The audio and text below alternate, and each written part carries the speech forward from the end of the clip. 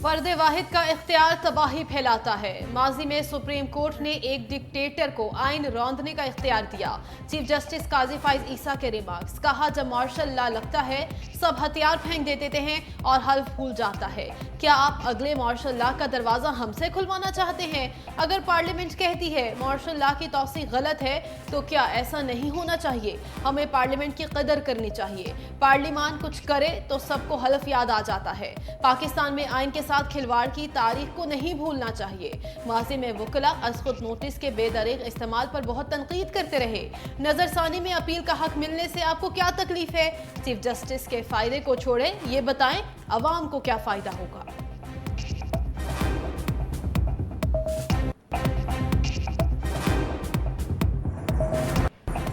Supreme court में practice and procedure act case की दूसरी समाअत। चीफ जस्टिस काजी फाइज ईसा का केस आज ही खत्म करने का इंतजाम।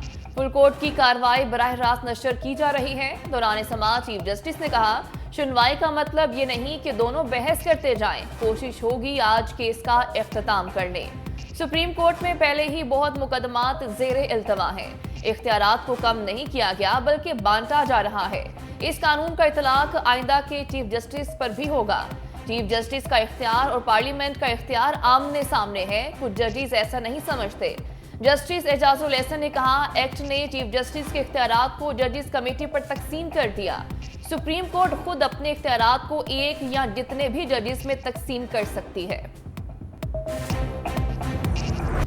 प्रैक्टिस एंड प्रोसीजर एक्ट से मुतल्लिक दरखास्तों की समाअत के दौरान जजेस ने अहम सवाल उठा दिए। जस्टिस एजाजुल एहसन ने कहा, जब आइन ने आर्टिकल 184(3) में अपील का हक नहीं दिया तो ये आइनी मंशा नहीं थी। अगर ये मंशा अब है कि आर्टिकल 184(3) में अपील का हक दिया जाए तो इसका वाहिद हल आइनी तरमीम के जरिए है। ऐसे तो पार्लियामेंट एक कानून के जरिए एक के बजाय 4 अपीलों का हक दे दे। सवाल यह है कि अपील का हक देने का इख्तियार किसका है? जस्टिस अतहर मिनल्ला ने कहा, आर्टिकल 184(3) के तहत इख्तियार पहले से सुप्रीम कोर्ट के पास है। पार्लियामेंट ने इस इख्तियार को बढ़ाया। अगर आइन साज समझते कि आर्टिकल 184(3) में अपील होनी चाहिए तो आर्टिकल 150(c) में शामिल कर देते। जस्टिस मंसूर अली शाह ने पूछा, क्या पार्लियामेंट चीफ जस्टिस के इख्तियारात को रेगुलेट कर सकती है?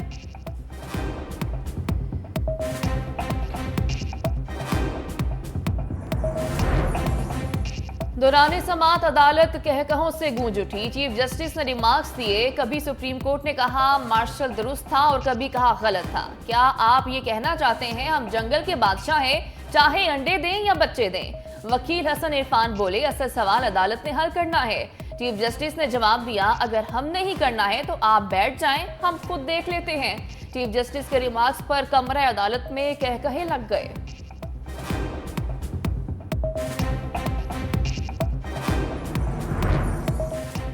मुल्की अमन अमान की सूरत हाल कौमी एपेक्स कमेटी का इजलास। निगरान वज़ीर आज़म अनवारुल हक काकड़ की सदारत में होने वाले इजलास में सिविल और अस्करी हुक्काम के शिरकत। हसास इदारों के सरबराहान, 4 सूबों के IGs और चीफ सेक्रेटरीज भी शरीक। इजलास में अमन अमान की मजमूई सूरत हाल का जायजा लिया गया।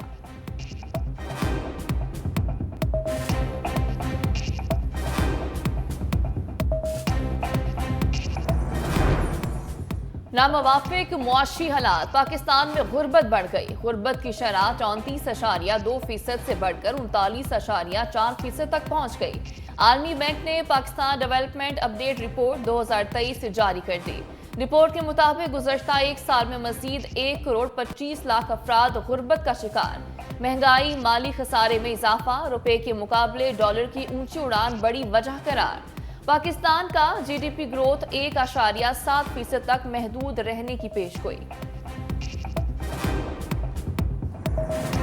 नवाज शरीफ ना किसी डील से गए थे और ना ही डील से वापस आ रहे हैं। उन्हें पाकिस्तान से जाने पर मजबूर किया गया। रहनुमा मुस्लिम लीग नून राना सनाउल्लाह की न्यूज कॉन्फ्रेंस, कहा आज हम मुआशी तौर पर तबाही के दहाने पर खड़े हैं। कौम को ऐसे लीडर की जरूरत है जो मुश्किलात से निकाले। नवाज शरीफ 21 अक्टूबर को लाहौर में मीनार पाकिस्तान पर जलसे से खिताब करेंगे। साबिक वजीर आजम मौजूदा मुआशी और सियासी बहरानों का हल पेश करेंगे।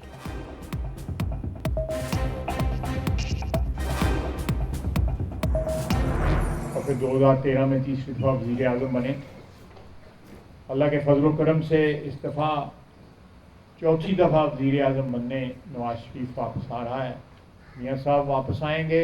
इंतखाबात जो है जनवरी में, एक 25 और 28 जनवरी की तारीख भी सामने आ चुकी है। नवाज शरीफ चौथी बार वज़ीर आज़म बनने आ रहे हैं। नून लीगी रहनुमा ख्वाजा आसिफ की सरबराही में सियालकोट में तंजीमी इजलास। ख्वाजा आसिफ, सायरा अफसर तारड़ और मकामी क़यादत की शिरकत। ख्वाजा आसिफ ने कहा, हल्का बंदियां मुकम्मल हो चुकी, इंतखाबात जनवरी में होंगे।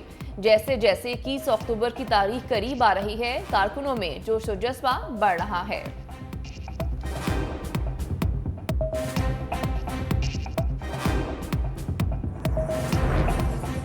साइफर केस की समाअत कल अडियाला जेल में होगी। वजारत कानून ने NOC जारी कर दिया।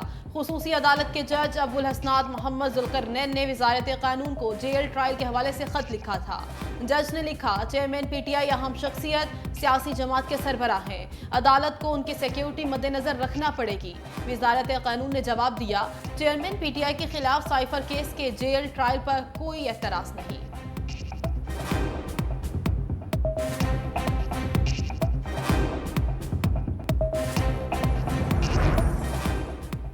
चेयरमैन तहरीक इंसाफ की अहलिया परेशान, जेल में शौहर को जहर दिए जाने का खदशा जाहिर कर दिया। बुशरा बीबी की जानिब से जेल में चेयरमैन PTI की सिक्योरिटी और तहफ़्फ़ुज़ के लिए दायर दरख्वास्त पर समाअत आज होगी। इस्लामाबाद हाई कोर्ट के चीफ जस्टिस आमिर फारूक समाअत करेंगे।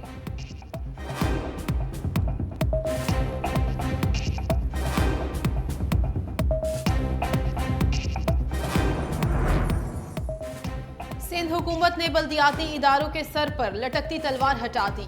सूबाई हुकूमत ने बल्दियाती नुमाइंदों को माली इख्तियारात दे दिए। महकमा बल्दियात ने नोटिफिकेशन जारी कर दिया। तमाम मेयर्स और चेयरमैनों को DDO पावर्स मिल गए। तमाम मेयर्स, चेयरमैन और फाइनेंस अफसरान लोकल फंड इस्तेमाल कर सकेंगे। कराची, हैदराबाद, सखर, मीरपुर खास और शहीद बेनज़ीराबाद के बल्दियाती नुमाइंदों का ट्रांजिशन पीरियड भी खत्म। तमाम डिवीजन्स के अलग अलग नोटिफिकेशन भी जारी कर दिए गए।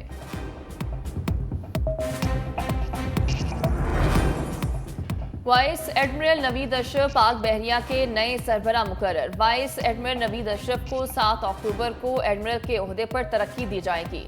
तर्जमान पाक बहरिया के मुताबिक कमांड तब्दीली की तकरीब 7 अक्टूबर को इस्लामाबाद में मुनक्किद होगी। वाइस एडमिरल नवीद अशरफ ने 1989 में पाक बहरिया की ऑपरेशंस ब्रांच में कमीशन हासिल किया।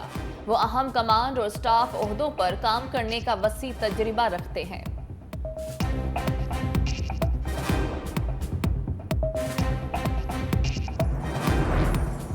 जस्टिस इरफान सआदत खान ने कायम मकाम chief justice Sindh high court की हैसियत से हल्फ उठा लिया। जस्टिस अकील अहमद अब्बासी ने कायम मकाम चीफ जस्टिस से उनके ओहदे का हल्फ लिया। Justice Irfan Saadat Khan Sindh high court के 24वें चीफ जस्टिस बन गए।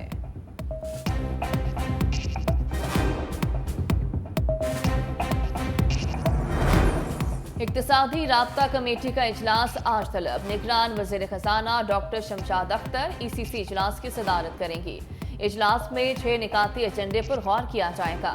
ज़राए के मुताबिक मनसूबाबंदी, तरक्याती और खुसूसी इक़दामात के इशारियों और रबी की फसल के लिए यूरिया फर्टिलाइजर की सप्लाई की सूरत हाल का जायजा लिया जाएगा।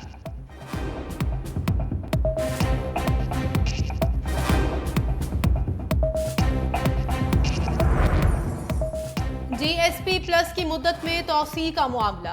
यूरोपीय यूनियन का पाकिस्तान को आइंदा 4 सालों के लिए GSP प्लस का दर्जा बरकरार रखने का इम्कान। ज़राए वजारत तिजारत के मुताबिक यूरोपीय यूनियन पार्लियामेंट की तरफ से जल्द ऐलान मुतवक्के। पाकिस्तान की यूरोपीय यूनियन को बरामदात सालाना $9 अरब से ज्यादा है। पाकिस्तान 1 जनवरी 2024 से 31 दिसंबर 2028 तक कम ड्यूटी पर यूरोपीय यूनियन को मुख्तलिफ अशिया बरामद कर सकेगा।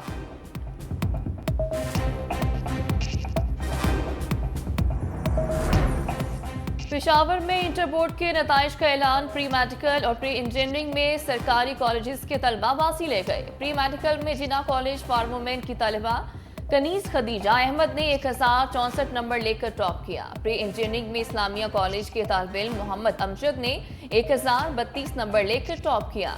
इंटर इम्तिहानात में 58,661 तलबा और तालिबात ने हिस्सा लिया, जिनमें 53,055 पास हुए।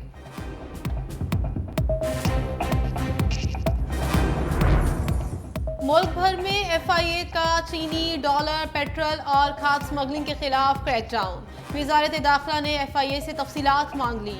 डायरेक्टर जनरल एफआईए की तमाम जोनल डायरेक्टर्स को 2 दिन में रिपोर्ट पेश करने की हिदायत। हवाला हुंडी और करेंसी की गैर कानूनी एक्सचेंज में मुलविस अनासिर के खिलाफ 172 छापामार कार्रवाइयाँ, 170 मुकदमा दर्ज, 239 मुलजिमान गिरफ्तार, 26 इंक्वायरियों की तफ्तीश भी मुकम्मल। मजमूई तौर पर 66 करोड़ से जायद मालियत की मुल्की और गैर मुल्की करेंसी बरामद की गई। मुल्क भर में मोबाइल सिम्स की दोबारा तस्दीक करने पर गौर। सरकारी जराये के मुताबिक मल्टी फिंगर वेरिफिकेशन सिस्टम के तहत सिम्स की तस्दीक की जाएगी। दस्तावेजात के मुताबिक अब तक 80,624 मोबाइल सिम्स ब्लॉक की गई। 4.5 मिलियन गैर फाल सिम्स को भी ब्लॉक किया गया। 8,629 रिटेलर्स और 95 फ्रेंचाइज के खिलाफ कार्रवाई। 24 एहलकार बर्खास्त, 5 गिरफ्तार भी हुए। पाकिस्तान की सिम्स रोमिंग पर अफगानिस्तान और दूसरे कई ममालिक में काम नहीं करेंगी। एक पासपोर्ट पर अब सिर्फ एक ही सिम खोली जाएगी।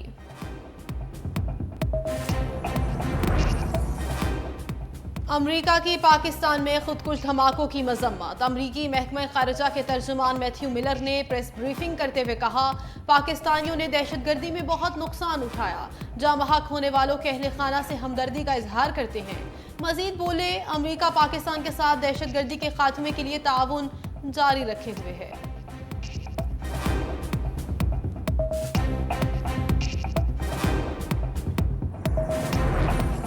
लाहौर में 4 बच्चों के अगवा का ड्रॉप सिंह, बाप भी बच्चों का कातिल निकला। पुलिस राय के मुताबिक बाप ने चारों बच्चों को नहर में फेंक दिया था। रेस्क्यू अमले ने बच्चों की तलाश शुरू कर दी। बच्चों में 12 साला अजीम, 9 साला समी उमर, 5 साला नबीहा उमर और 2 साला आयशा उमर शामिल। मुलजिम ने बच्चों को कत्ल करके अगवा का ड्रामा रचाया।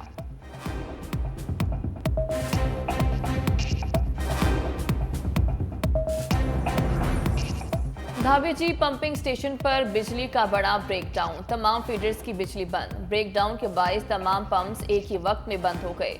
तर्जमान वाटर कॉरपोरेशन के मुताबिक ब्रेकडाउन सुबह 6 बजे हुआ, ताहाल बिजली बहाल नहीं हो सकी। बैक प्रेशर की वजह से एमएस की लाइन नंबर 5 एक बार फिर मुतासिर हो गई। शहरियों से पानी एहतियात से इस्तेमाल करने की अपील।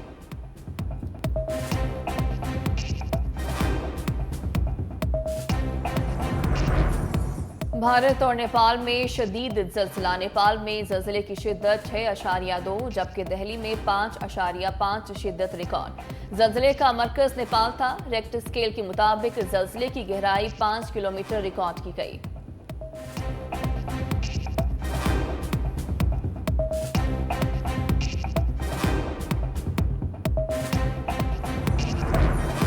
अमरीकी सदर जो बाइडन ने साबिक सदर और सियासी हरीफ डोनाल्ड ट्रंप को निशाने पर ले लिया।